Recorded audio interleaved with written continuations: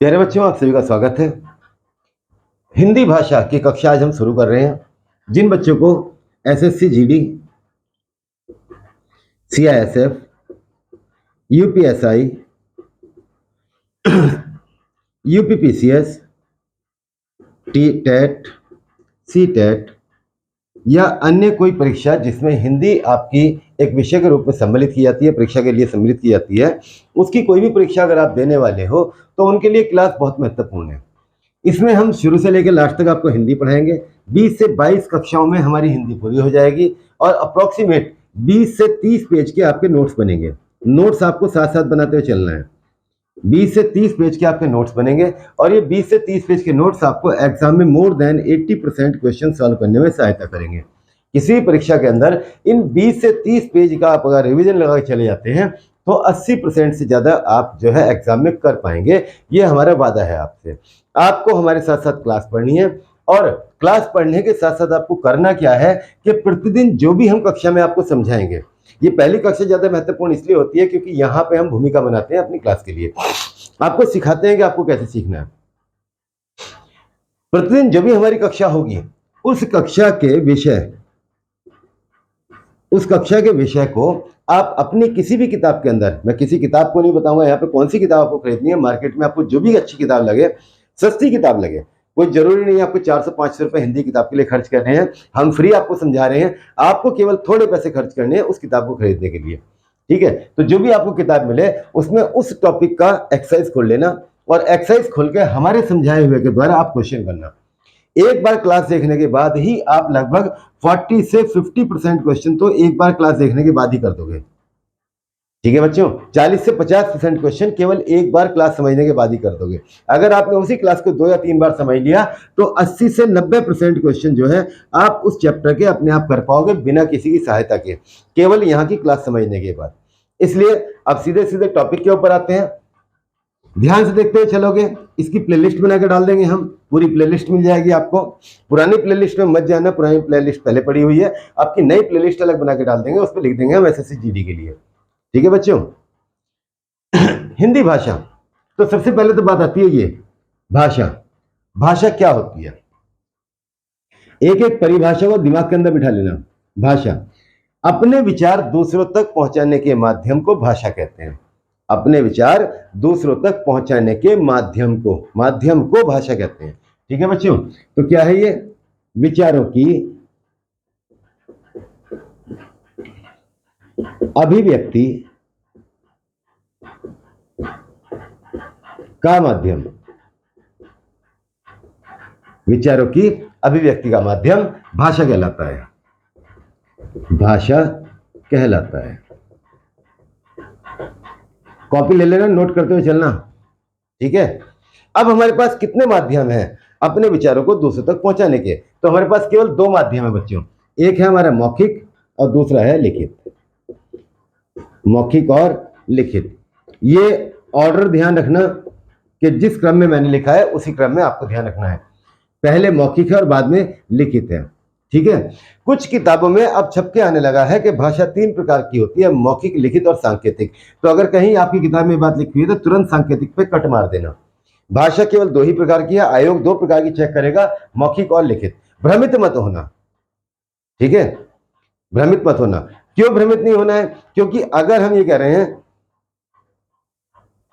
तो ये क्या है आपका मौखिक, क्या है ये मौखिक। ठीक है, और अगर हमने कहीं इस तरह निशान लगा दिया तो ये आपका लिख के निशान लगाया गया है, तो इसे कहते हैं हम लिखित। तो भाषा के केवल 2 ही रूप होते हैं, एक मौखिक और लिखित। अब मौखिक भाषा क्या है, तो कभी कभी यही सवाल बना जाता है कि भाषा का मूल रूप कौन सा है, तो मूल रूप है आपका मौखिक। भाषा का मूल रूप, यह भाषा का मूल रूप है जो प्रकृति हमें स्वयं सिखाती है। प्रकृति हमें स्वयं सिखाती है। तो प्राकृतिक रूप कौन सा है आपका, मौखिक रूप। ठीक है बच्चों, प्राकृतिक रूप कौन सा है, मौखिक। उत्तर प्रदेश पुलिस 2018 की परीक्षा में एक सवाल पूछा गया था, वो उन्होंने लिखा विचारों की अभिव्यक्ति का माध्यम है। विचारों की अभिव्यक्ति का माध्यम है, और नीचे 4 ऑप्शन दे दिए, भाषा, लिपि और निबंध, ठीक है। इस तरीके 4 ऑप्शन उन्होंने दे दिए। तो विचारों के अभिव्यक्ति का माध्यम क्या होता है बच्चों?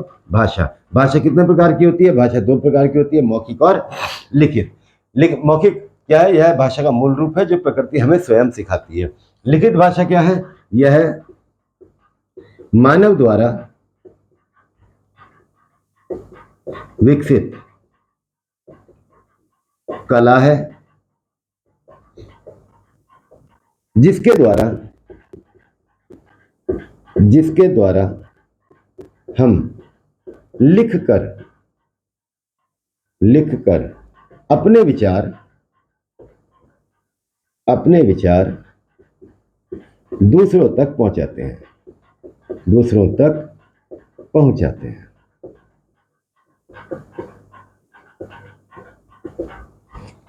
ठीक है बच्चों, इतनी बात समझ में आ गई। अब अगला पॉइंट, मातृभाषा। मातृभाषा किसे कहते हैं? वह भाषा जो हम मां से सीखते हैं।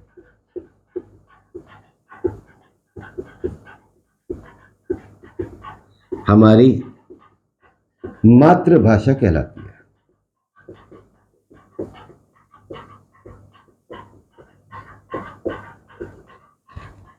ठीक है, जो हम मां से सीखते हैं वो हो गई हमारी मातृभाषा। राजभाषा, एक चीज तो ध्यान से समझ लेना, ये क्या होता है आपका? सरकारी कामकाज की भाषा को राजभाषा कहते हैं। ठीक है, अब यहीं पे एक क्वेश्चन और जोड़ देते हैं। भारत की राजभाषा हिंदी है। भारत की राजभाषा हिंदी है, और यही अपने आप में एक मजाक है। आप किसी भी ऑफिस में चले जाओ, लेटर से टाइप हो रहे होंगे, सारे इंग्लिश में टाइप हो रहे होंगे। हाई कोर्ट और सुप्रीम कोर्ट जो आपसे सुनवाई करेंगे वो भी इंग्लिश में करेंगे। ठीक है, और कहने को हमारी राजभाषा कौन सी है? हिंदी। भारतीय संविधान के अनुसार हमारी राजभाषा हिंदी है, यानी कि सरकारी कामकाज की भाषा हिंदी है, परंतु उसके बावजूद भी हिंदी के साथ सौतेला ही व्यवहार किया जाता है। यहाँ पे आगे जाते हैं, राष्ट्रभाषा।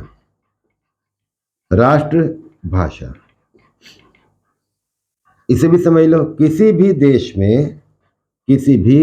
में बहुसंख्यक का मतलब क्या होता है? अधिक आबादी। ठीक है, बहुसंख्यकों द्वारा बोली जाने वाली भाषा को राष्ट्रभाषा कहा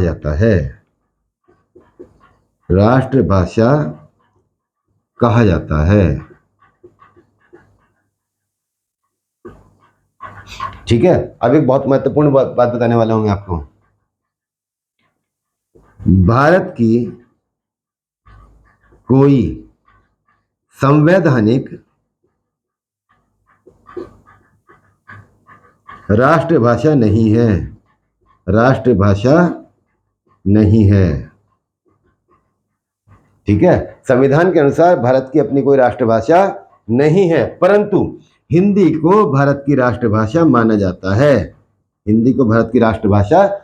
जाता है। कहा जाता है। ठीक है, अगर पूछे संविधान के अनुसार भारत की राष्ट्रभाषा क्या है, तो आपका उत्तर होगा कोई नहीं। संविधान के अनुसार भारत की राष्ट्रभाषा क्या है?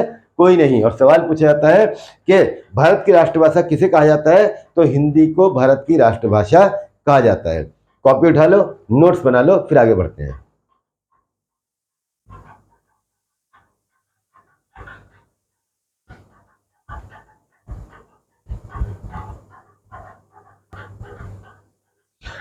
अब जो हमारा टॉपिक है आगे, वो ये है कि भारत के राज्य और उनकी राजभाषा है। तो पहले तो यहां देख लीजिए कि भारत में इस समय जो राज्य हैं वो हैं 28। ठीक है, और मैंने यहां संख्या लिख रखी है 29, तो इससे कंफ्यूज मत होना। भारत में वर्तमान समय में कुल 28 राज्य हैं, इनमें जम्मू और कश्मीर को केंद्र शासित प्रदेश में बदल दिया गया है। परंतु लिखने का कारण यह है कि अक्सर एक सवाल पूछा जाता है परीक्षाओं में कि कश्मीर की राजभाषा क्या है। तो बच्चों वहां पे आपको नाम दो तरीके के लिखे हुए मिलेंगे, या तो मिलेगा कश्मीर, कश्मीरी, या लिखा हुआ मिलेगा पश्तो। और इसमें ये पश्तो नाम जो है ये अधिकांश समय में लिखा हुआ मिला है, परीक्षा में पश्तो नाम अधिकांश समय में लिखा हुआ मिला है, इसलिए मैंने इसको सबसे ऊपर ही लिखा हुआ है कि भारत के राज्यों में जम्मू और कश्मीर ये केंद्र शासित प्रदेश है इस समय। तो 28 राज्य कितने हैं? 28। शुरू करते हैं। जम्मू और कश्मीर की जो राजभाषा है वो है पश्तो और दूसरी राजभाषा है हिंदी। किसी भी राज्य में दो राजभाषाएं होती हैं, एक प्रमुख राजभाषा और एक उसकी गौण राजभाषा। तो सभी राज्यों ने दो भाषाओं को राजभाषा का दर्जा दिया हुआ है। इसी तरह पंजाब की प्रमुख भाषा जो है पंजाबी है और दूसरी कौन सी है? हिंदी। आगे चलते हैं, नीचे आते हैं। हिमाचल प्रदेश, इसकी हिंदी है और पंजाबी है। मैंने ऊपर से नीचे के क्रम में उतरते हुए सारे राज्यों को लिया है। हरियाणा में हरियाणवी हिंदी है और दूसरी है पंजाबी। ठीक है बच्चों, ये राजभाषाएं हैं यहाँ की। राजस्थान में हिंदी और पंजाबी। उत्तर प्रदेश में हिंदी और उर्दू। ये सवाल कई बार आ चुका है कि उत्तर प्रदेश की दूसरी राजभाषा क्या है? उत्तर प्रदेश की दूसरी राजभाषा, तो दूसरी कौन सी है? हिंदी। और पहली राजभाषा क्या है? सॉरी, दूसरी कौन सी है? उर्दू। और पहली कौन सी है? हिंदी।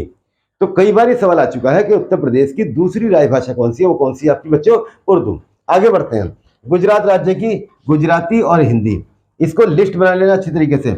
मध्य प्रदेश की हिंदी और मराठी, बिहार की हिंदी और मैथिली, उत्तराखंड की हिंदी और संस्कृत।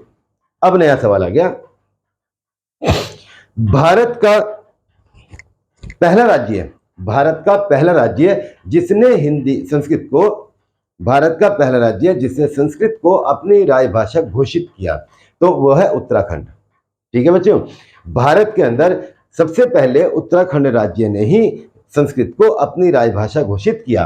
तो इनकी पहली राजभाषा हिंदी और दूसरी कौन सी है? संस्कृत। झारखंड, इसकी हिंदी और संथाली है। छत्तीसगढ़, हिंदी और उड़िया। ठीक है बच्चों। पश्चिम बंगाल की बंगाली और हिंदी। महाराष्ट्र में मराठी और हिंदी। कर्नाटक में कन्नड़ और तुलु। आंध्र प्रदेश की तेलुगु और उर्दू। तेलंगाना की भी तेलुगु और उर्दू, दोनों की सेम टू सेम है। आंध्र प्रदेश और तेलंगाना की एक ही राज्य के दो टुकड़े हुए हैं ये। उड़ीसा की उड़िया और बंगाली। तमिलनाडु की तमिल और तेलुगु। केरल की मलयालम और तमिल। गोवा की कोंकणी। बहुत महत्वपूर्ण सवाल है गोवा का। इस गोवा को कई बार पूछा जा चुका है, तो जो ज्यादा पूछे गए हैं मैं उनको मार्क कर दे रहा हूं। उत्तर प्रदेश की दूसरी पूछी जाती है। जम्मू कश्मीर की पहली पूछी जाती है पश्तो तक। और उत्तराखंड की संस्कृत पूछी जाती है। ये ज्यादा पूछी जाने वाली है। ठीक है बच्चों, आगे बढ़ते हैं। गोवा की कौन सी हो गई? कोंकणी और मराठी। असम की असमिया और हिंदी। अरुणाचल प्रदेश की निशी और आदि। इसका सवाल भी कई बार पूछा जा चुका है। अरुणाचल प्रदेश की प्रथम राजभाषा कौन सी है? तो ये लड़की का नाम होता है निशी। ऐसे याद कर लेना कि अरुणाचल प्रदेश की राजभाषा जो है क्या है? वो लड़की का नाम है निशी। और दूसरा कौन सी है? आदि। ये आदि वो वाला नहीं है कि राम रहीम मोहन आदि, वो वाला नहीं है। ये आदि नाम है किसका? भाषा का। आगे बढ़ते हैं। मणिपुर की मणिपुरी। मेघालय की खासी और गारो। ठीक है, खासी और गारो। मेघालय में पहाड़ियां भी है, जनजातियां भी हैं और भाषाएं भी हैं। ठीक है, तो मेघालय की खासी और गारो। आगे बढ़ते हैं। मिजोरम की मिजो और अंग्रेजी। यहां महत्वपूर्ण सवाल बनता है कि भारत का वह राज्य जिसकी दूसरी राजभाषा अंग्रेजी है, तो वो कौन सा हो गया बच्चों? आपका मिजोरम। बहुत महत्वपूर्ण है, दिमाग में अच्छी तरह सेट कर लेना। भारत का वह राज्य जिसकी दूसरी राजभाषा अंग्रेजी है, वो कौन सा है? मिजोरम। अब आगे बढ़ते हैं। भारत का वह राज्य जिसकी प्रथम राजभाषा अंग्रेजी है, या कभी कभी यही पूछ लेता है भारत का वह राज्य जिसकी राजभाषा अंग्रेजी है। बीएड एंट्रेंस में कई बार सवाल पूछा जा चुका है। तो ये कौन सा है बच्चों? नागालैंड। इसकी प्रथम राजभाषा अंग्रेजी और दूसरी है आपकी नागा। सिक्किम में होती है नेपाली और हिंदी। और त्रिपुरा में कोक बरोक और बंगाली। ठीक है, त्रिपुरा का सवाल एक या दो बार ही पूछा गया है। ज्यादा सवाल जो पूछे जाते हैं वो पूछे जाते हैं नागालैंड वाली के ऊपर, मिजो वाली के ऊपर ठीक है, गोवा के ऊपर, अरुणाचल प्रदेश के ऊपर, उत्तराखंड के ऊपर, उत्तर प्रदेश के ऊपर या फिर जम्मू और कश्मीर के ऊपर।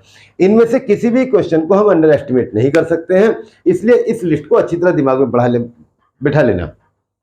एक या दो बार इसी वीडियो को आप रिपीट करके सुन लोगे, आपको पक्का याद हो जाएगा। कानों में हेडफोन लगा के जब आप सुनोगे याद हो जाएगा। एक बार आप पढ़ लेते हैं भारत के राज्य और उनकी राजभाषाएं।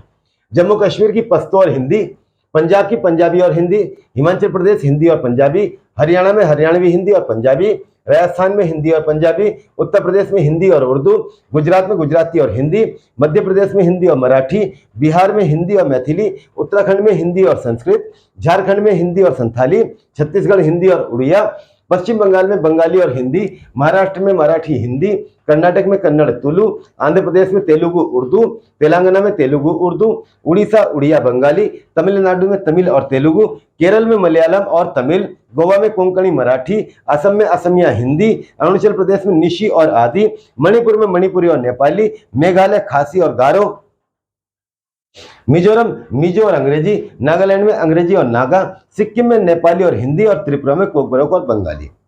इस तरीके से आज हमने भाषाएं और भाषा क्या होती है, भाषा कितने प्रकार की होती है, ठीक है, और भारत के राज्यों की राजभाषाएं, ये हमने टॉपिक आज पूरा कर लिया है। इस टॉपिक को अच्छी तरह से अपने दिमाग में बिठा लेना, समझ लेना इसको। अभी प्रैक्टिस नहीं करनी है, अगली क्लास से प्रैक्टिस का काम शुरू हो जाएगा। धन्यवाद मेरे बच्चों।